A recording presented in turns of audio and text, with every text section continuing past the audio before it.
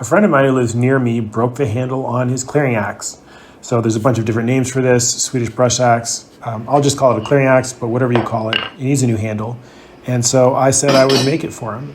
I'm going to be doing it out of white ash, so I'm using a piece of ash that's left over from a plank that I used to make a paddle. So check that video out.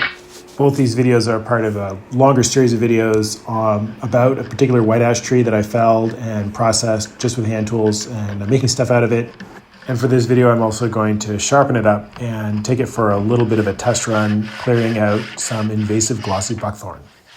I also have one of these tools. They're really useful. I haven't shown it too much on my channel. I do have one video on how to change the blade in the field, but these tools are a really handy piece of gear, at least for the sort of things that I do. And so I think I'm going to do a couple more videos in the future about clearing axes.